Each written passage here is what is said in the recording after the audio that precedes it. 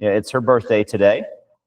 And we've got a bunch of fun stuff happening. So y'all know we've got the new website, and what I sent out all the calendar invites for the upcoming sales meetings. I'm gonna do 2 sales meetings. One will be next Wednesday, and we're gonna run through how to market your business with tools on the website. Got some really cool tools, some email marketing pieces that you can use to replace MailChimp, and it automatically creates some templates for you. Then I can't believe October is next week. I think it's the 8th of October is the following Wednesday. We're going to review some of the tools on the website that will teach you how to manage, or not teach you, help you manage your business. There's lots of action plans, reminders, and we're going to give you an introduction to these tools. And then Judy and I have scheduled 4 training sessions with the webmaster, and they're going to be Zoom meetings, not in person. So if you are interested in learning how to use the website, it will be a fee of $50 a month because you have to pay to have access to the back end system. But they will go through and break down all of these. They'll do 4 individual sessions that cover different topics. So you get real in-depth overview of what you can do with the website, how to do it, and then you can make a decision. Is this something I'm even gonna do or wanna do before you start paying for it? Is that a reasonable approach? So next week, we're gonna go through the website. The week after that, I'm gonna go through a different portion of the website. And then look, if you think it's great and want to use it and learn how to, we'll have some training sessions. And if you don't, that's fine too. The website will still exist and market your listings. So that's coming up. And let me get to the presentation piece because I wanted to share some information I picked up from the LeadingRE conference I attended in Atlanta last week. No, we want to do this one. Sorry. Okay. We run through that. I don't know if anybody's been checking out the free courses and institute. This is another great one, the 6 Habits of High Performance. It focuses on productivity. All you do is log into the LeadingRE site, and if you've totally forgotten how to do that, just ask Judy. She has your username and password. You know, they have hundreds of short videos on productivity, sales, marketing, but this is a great one just focused on productivity. And I've kept this up here to continue talking about what we've discussed in previous sales meetings. So, you know, I've been saying this a lot. This was from 2 weeks ago. You know, the market is great right now. It's not good for people that don't need to sell or don't need to buy, right? I mean, it's so true. We see people that can't make a decision about buying, people that don't want to be realistic with their sales price. But it is a great time to be in the market if you do need to buy or sell. Properties are still selling in a timely manner. And then we showed you a video on communication to talk about how to change the way we communicate a little bit. Instead of saying, we believe this is a great decision, Bickerstaff Parham believes this is how you should market your property. Or instead of, well, I think we should wait until October 1st to list it.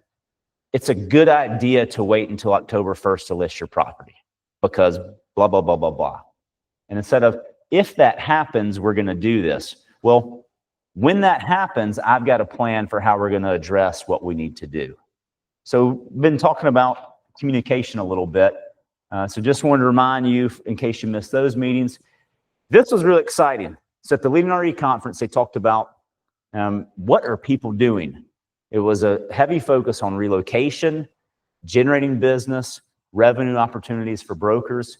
And these, for 2024, from the LeadingRE, this is not just LeadingRE referrals, this is total relocation business. So you want to call it a migration pattern. The top outbound states, the states people are leaving. And this is in the ranking order of exiting. Florida, I don't know why people are moving to Illinois or leaving Illinois, but where is Chicago? Illinois, Chicago is very transient. California, North Carolina, that really shocked me too. New York is always on there in some areas. Ohio, Indiana, Texas, South Carolina, Virginia. Good news, Georgia's not on there. Alabama's not on there. Florida is always in the top 5. People are always coming and going from Florida. So that's where they left. Where are they going? Okay, Florida. I mean, it's just like we're just trading people in Florida. DeSantis is at the borders and just, I'll give you 5 New York if you give me 5. And so Texas. So what's new? Georgia and Tennessee. We go back. I don't think Michigan was on there. Was it? No.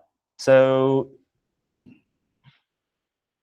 Florida and North Carolina are very transient. Obviously, California, South Carolina, New York. So some of those didn't change. There's a lot of people moving to and from.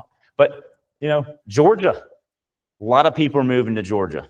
Atlanta is still rapidly growing. What do you think is driving a lot of this migration? Well, yeah, exactly. What? Cost of living, prices. With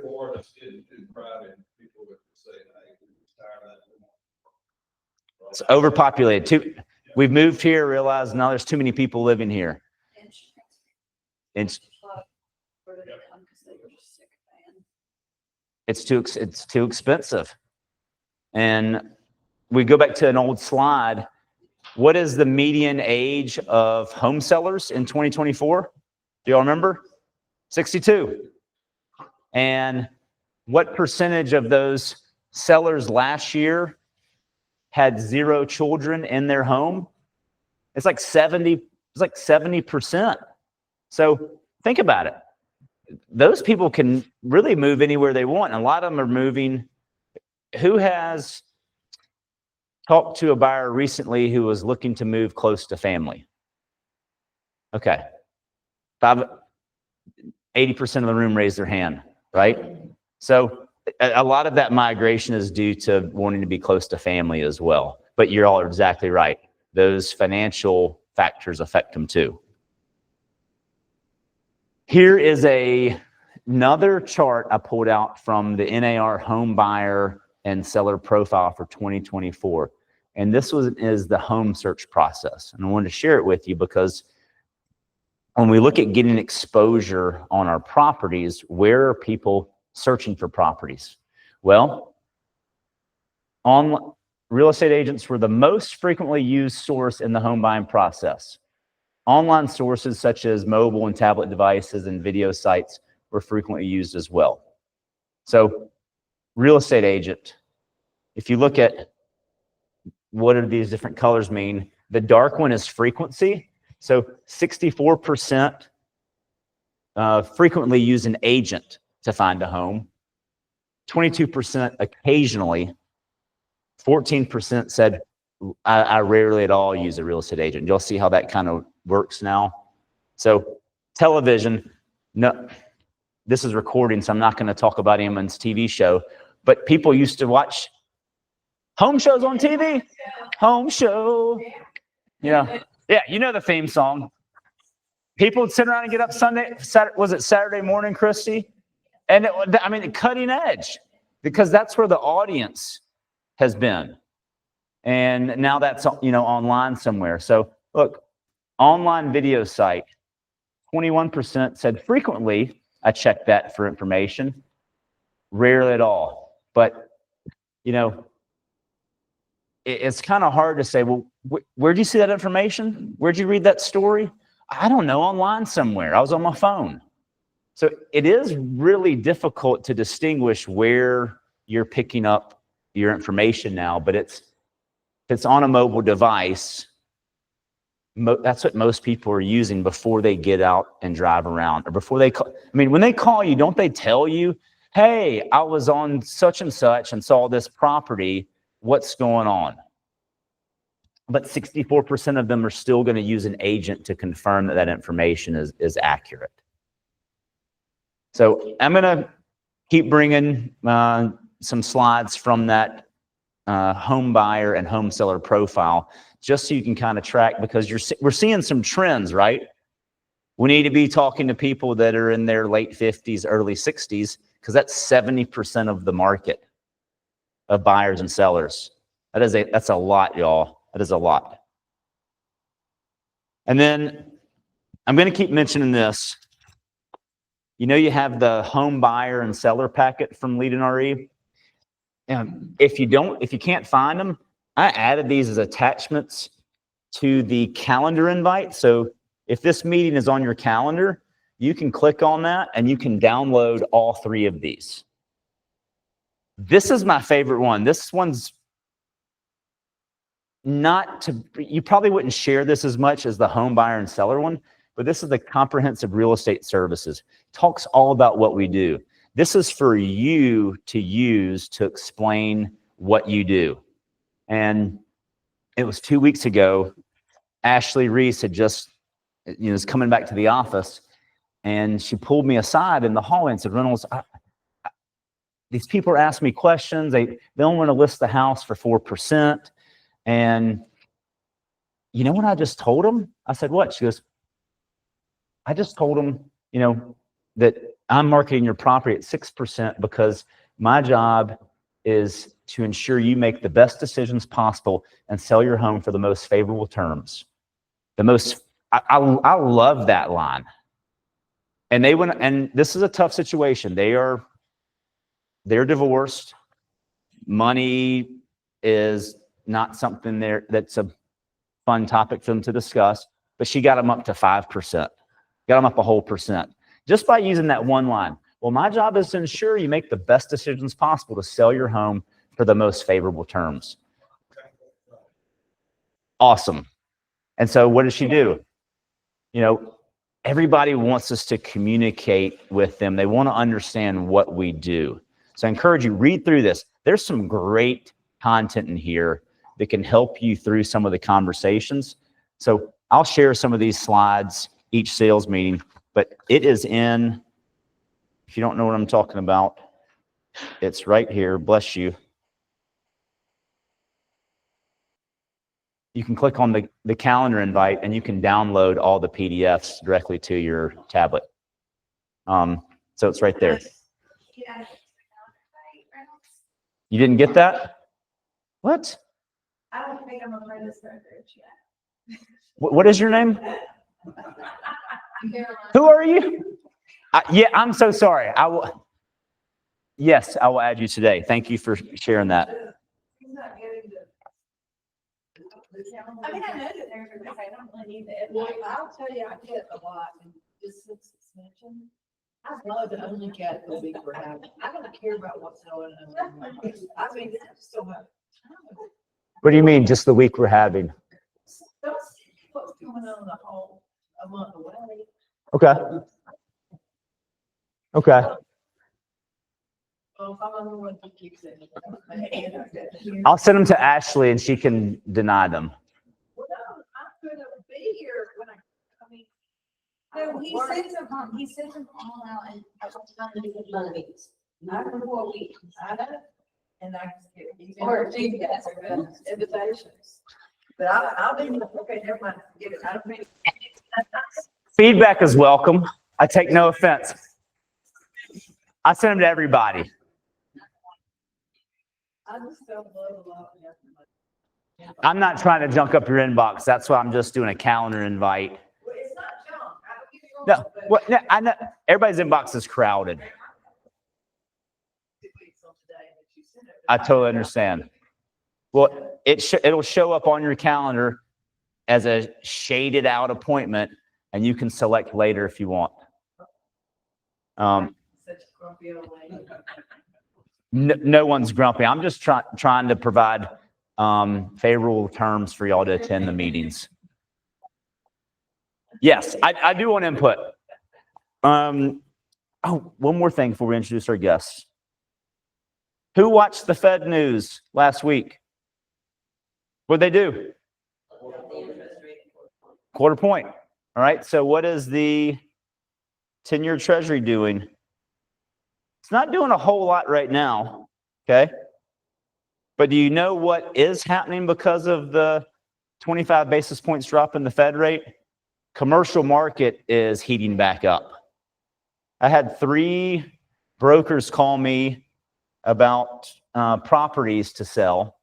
And because when rates can drop, think about if you're buying a $4 million office building, or you're buying some multifamily property or some land, 25 basis points or 0.25% is a lot of money. And they're thinking that maybe rates will drop another 25 basis points by the end of the year. So what they're thinking about is, if I can get something under contract now and have a 90-day due diligence period, rates might be lower, and now I'm locked in on a property before the activity picks up. So if you've got some commercial property, just be aware of that you may see some pickup in activity or interest. I don't know if they're going to cut rates again. We'll see. Maybe Trump will move on to picking on someone else in the next month. I don't know. But it's a good move to help stabilize things a little bit. And I am not an expert on rates, but we do have some experts here today, and I want to introduce y'all to our special guests. We've got Allison Nelson and Russ Stewart from Ag South Farm and Credit, who are going to come talk to us for a little bit about how they can help you and your clients acquire a property, keep a transaction together, and the value they bring. So, and thank y'all for being here this morning. Thank y'all for bringing us breakfast.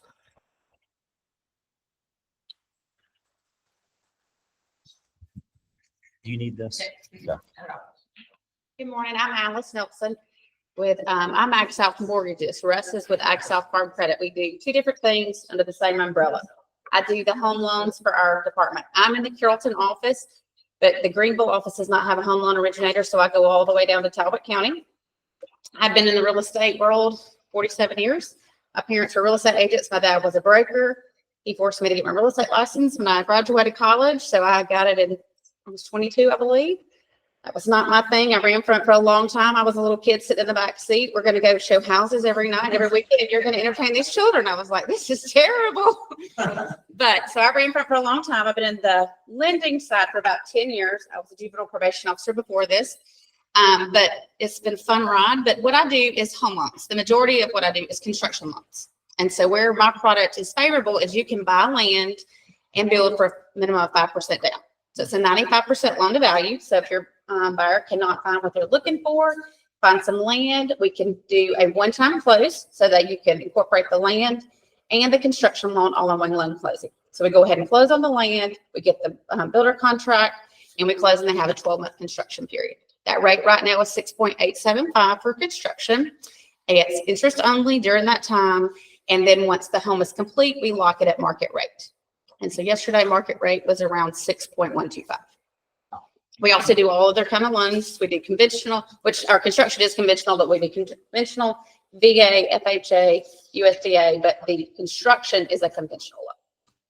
But I come all the way down here to, like I said, Talbot County from Carroll all the way up. But we are territories. Russ will probably talk about it a little bit more. Farm Credit is nationwide. So once you move into past Talbot County, that is Southwest Georgia Farm Credit. You move over to Alabama, that's another Farm Credit. But if you have clients in the area, I know that we have some Alabama agents. They're a sister organization that we could hook you up with if you had a client that needed that.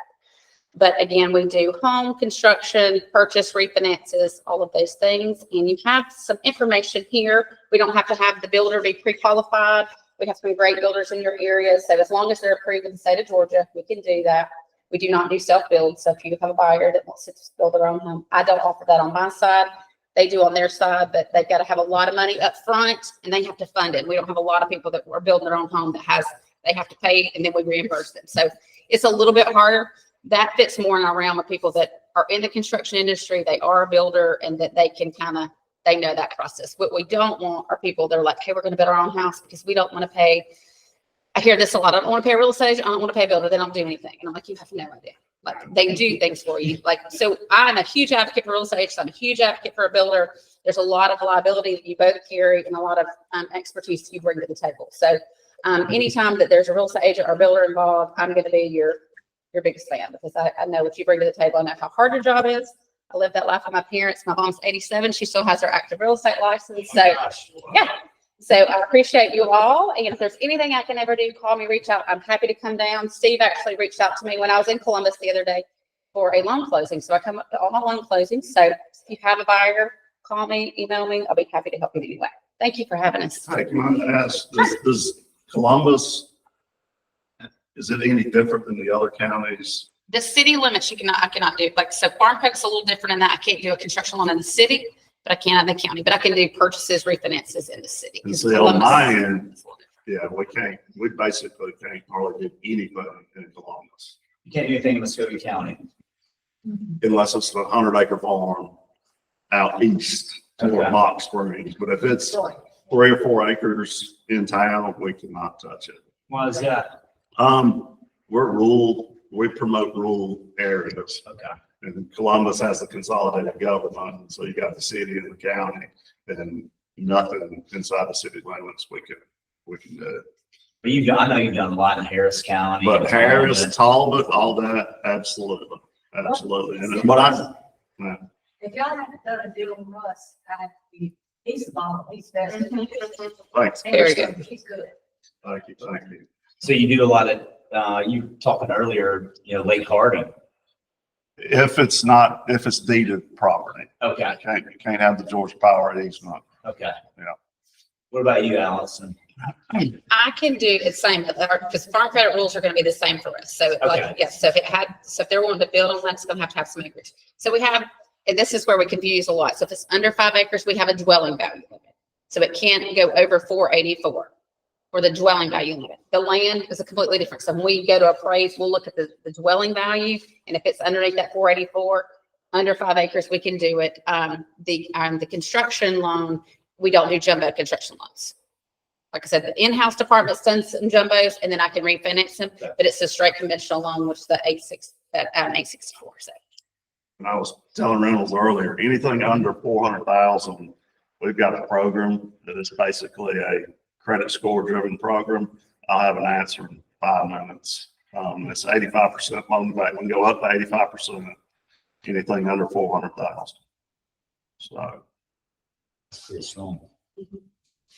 Question, might be a silly question. If you give them a construction loan, for X amount, what happens if the construction goes over that value? So we require a turnkey contract. We do not do cost plus. Cost plus means they give you, it's going to be 400,000 and they're going to add their percentage each time.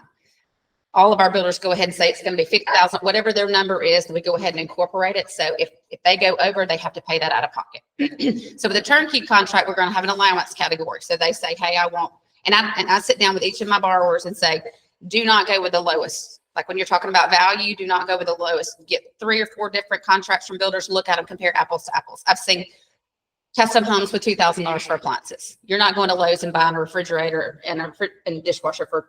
So I said, be very realistic with your builder, what you want. If you want granite, you want custom cabinets, whatever that may be, because if you don't set those correctly, you're going to blow your budget completely and you're going to have that money come out.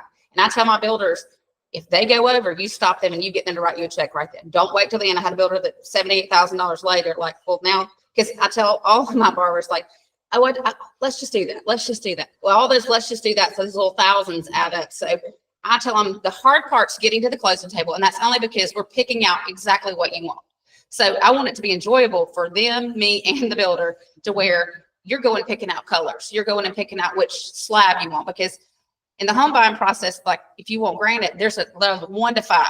Well, that level 5 is high dollar. So I tell them, if that's what you want, that's great, if your budget allows. But if it's only in one, we need to stay in one in that. So I try to keep my borrowers in line with their budget. I say, look, we're on this road. If you want to veer off, that's fine, but you're going to have to pull your checkbook out. So as long as they do that, then we're fine. But where most of my borrowers that go over budget are the ones that they're very like sensitive to the number and they're like, we're just gonna pick this builder because they're the cheapest. That's never worked out in our favor. So I tell them really vet the builders. Y'all have some really, really great builders down this way. Ricky Turnage is great. Be Smart's good. So I have a lot of really, really good builders down here. They know what they're doing and you're paying for the value and the knowledge they have. And I've never had a complaint with any of the builders that I've used down here. If we do have one, typically don't use them again because I tell all my borrowers and builders, I don't babysit you. I don't want you to babysit me. I want it to be very, very transparent. I'm very communicative. You'll probably get, if you do something to me, you're going to get more communication than you probably want. But I don't like at the end of the day not knowing where something is. Even if I don't have an update, I'm like, I'm still waiting. Excuse me, I don't know what that looks like yet, but I'll let you know as soon as I do. Yes, sir. Yeah, over the years, I've heard a lot of folks with us. A lot of people want to buy, that land or buy a little house, some 50 acres somewhere. That's all now I've got my own lender, we're pretty good. I said, okay, well, let me give you his name anyway, because you want to be called like that. I always call back, so I'm not my banker. They said that they're really going to get you. Call Russ. Thank you, Steve. That is what he does every day. And a lot of banks that don't even have a program. And we, we're not trying to steal their, we're not trying to steal the bank's products. It's just something that we offer. We're the old Federal Land Bank. We've been around since 1917. So it ain't like we're some new company off the street. So we appreciate everything. And feel free to call me. The hard thing about Columbus is you go west, you go out of our territory. You go south, you go out of our territory. And I can hook y'all up with people who do farm credit stuff like us, but just cover a different area. Tell them what you're telling me about the hot market areas as far as land.